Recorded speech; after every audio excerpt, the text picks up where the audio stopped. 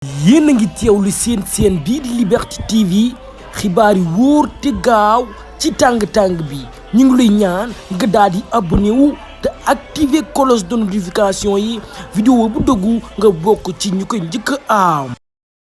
dalti nag jàmm nag mbokk yi ba tey yéen a ngi safoo seen bii di Liberté TV abonné rek te like te bës vidéo yi moo wel nag ñu vidéo bu ñu mën a dugal nga mën ko am ba tey nag ci wàllum xibaar moom mi nag di Serigne Cheikh Mbacke def gis Serigne Cheikh Bara Ndiaye Mbacke def gis Serigne Bara Ndiaye def gis moom mee kat la mu waxoon daal dina koy def waxoon na ne nag day daal di dem seeti ki nga xam ne nag moom mooy wasilam boobu di kilifaam di sëriñam en même temps di Serigne Mountakha Mbacké Al Bassir foofee sa Touba moom mooy nag daal dinay def loolu kon nag sol na dàllam ànd ak ay waayam maanaam ak askanam dem nag foofee sa Touba ngir nag ziyaara ji ak seetuwaale ki nga xam ne nag moom mooy sëriñam boobu di Serigne Mountakha Mbacké mu ngi amee nag tey jii nii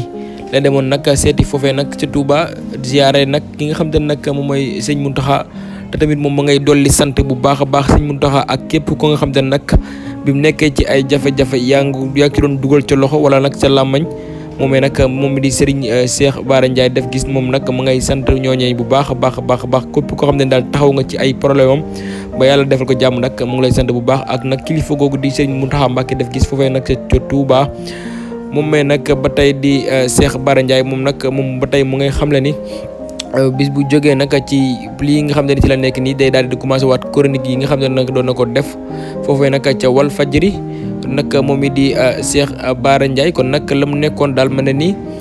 jógu ci benn yoon maanaam reculé wu ci benn yoon muy nag chronique bi nga xam ne doon na ko def métier booba ak nag di wax dëgg nag ci biir politique moom mi nag di Cheikh Bara Ndiaye kon jógu ci benn yoon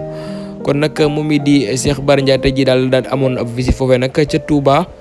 ci wasilam boobu nag di Serigne Mountakha Mbacké comme ni ngeen gisee nag ci loolu la image moom mi di Cheikh Bara Ndiaye nag